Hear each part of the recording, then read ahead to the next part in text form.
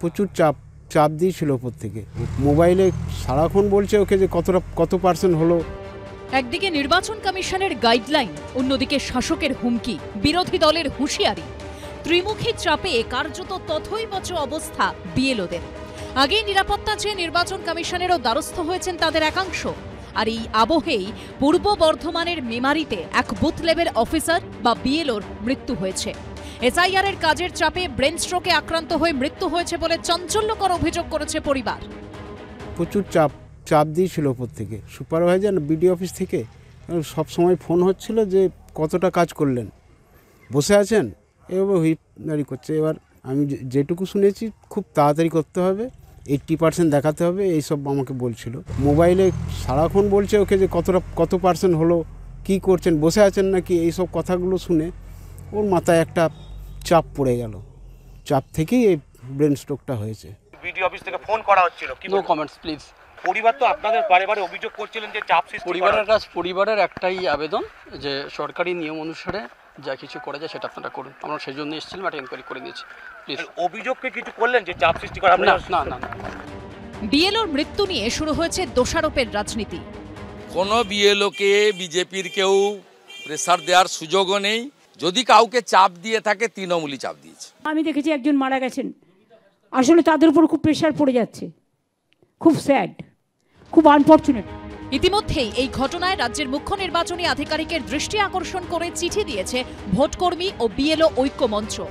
3 দিক থেকে চাপ। একটা হচ্ছে সরকার যে দল আছে তাদের চাপ, এখানে সরকার বিরোধী যে দল আছে তাদের চাপ, এবং তৃতীয় হচ্ছে নির্বাচন কমিশনের চাপ। এই যে আজকে নমিতা হাসদা মারা গেলেন, তার ক্ষতিপূরণ কে দেবে? নির্বাচন কমিশন দেবে না রাজ্য সরকার দেবে? এই নিয়ে কোথাও সংবিধানে কিছু নির্দিষ্টভাবে কিছু বলা নেই। সোমবার বিডিও অফিসে ডেপুটেশন দেন মেমারি ও মন্তেশ্বরের বিএলও ও অঙ্গনওয়াড়ি কর্মীদের একাংশ। কমল কৃষ্ণ দে, অনির্বাণ বিশ্বাস ও রুমা পালের রিপোর্ট, এবিপি আনন্দ। এই ধরনের চাপ যেন কাউকে না দেওয়া হয়, না হলে কত এরকম নিরীহ মেয়ে ছেলের প্রাণ চলে যাবে। এসআইআর এর কাজের চাপে কি মৃত্যু হয়েছে পূর্ব বর্ধমানের বিএলওর? এই প্রশ্ন ঘিরেই এখন উত্তাল রাজ্য রাজনীতি। রাজ্যে এসআইআর শুরুর অনেক আগে থেকেই শাসক বিরোধী সব দিক থেকে বিএলওদের হুঁশিয়ারি দেওয়া হয়েছে। আপনারা বিএলও যেসব লিস্ট করেছেন, বিএলওদের কাছে আমার অনুরোধ থাকবে ভোটার লিস্ট থেকে কারো নাম যেন বাদ না যায় সেটা দেখার। মনে রাখবেন, ইলেকশন কমিশন তার নোটিফিকেশন যখন হবে ডেট অফ ইলেকশন, তখন থেকে এটা ইলেকশন কমিশনের আন্ডারে যায়।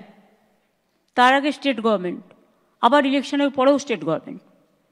সুতরাং এটা মনে রাখবেন, আপনারা চাকরি করেন স্টেট গভর্নমেন্টের, কোনো মানুষকে অযথা হ্যারাস করবেন না।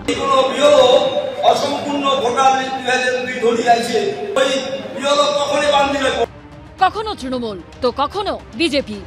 বিএলওরা কোনো পার্টি, কোনো দাদা দিদির কথা শুনবেন না, নইলে আপনাদের পরিণতিও বিহারের বিএলওদের মতো হবে। বিডিও এসডিওরা জেলে যাবে, কেউ যদি চাকরি তৃণমূলের জন্য চাকরি থেকে শহীদ হতে চায় ভালো কথা। আর নির্বাচন কমিশন কাউকে সাসপেন্ড করেছে তো রাজ্য সরকার কিছু করতে পারে। এই প্রেক্ষাপটে এসআইআর এর কাজ করতে বেরিয়ে আচমকা অসুস্থ হয়ে মৃত্যু হয়েছে পূর্ব বর্ধমানের মেমারির বিএলও। চাপের মধ্যে কাজ করতে গিয়ে ব্রেন স্ট্রোক হয়ে গেছে, এবং সেই চাপ নাকি বিডিও অফিস থেকে দেওয়া হচ্ছিল। তার মানে হচ্ছে নির্বাচন কমিশনের পক্ষ থেকে সরকারি দল যারা, তারা যে বিভিন্নভাবে যেভাবে বিএলওদের চাপ দিচ্ছেন, বিরোধী দলের নেতারা যেভাবে চাপ দিচ্ছেন, তাতে করে প্রচন্ড প্রেসার আছে বিএলওদের উপরে। বিএলওর মৃত্যু নিয়ে তৃণমূল বিজেপি দুদলকেই কাঠগড়ায় তুলছে সিপিএম। বিএলও মারা গেছেন সেটা কি আতঙ্কে নাকি অসুস্থতায়, এই কোয়েশ্চেন যে উঠেছে, কোয়েশ্চেন ওঠাটা অস্বাভাবিক না।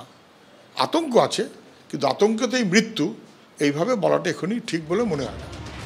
সোমবার মৃত বিএলওর বাড়িতে গিয়ে তার পরিবারের সঙ্গে কথা বলে স্থানীয় তৃণমূল নেতৃত্ব। বাড়িতে যান সিপিএম এর প্রতিনিধিরাও। কৃষ্ণেন্দু অধিকারী, দীপক ঘোষ ও সুদীপ্ত আচার্যর রিপোর্ট, এবিপি আনন্দ।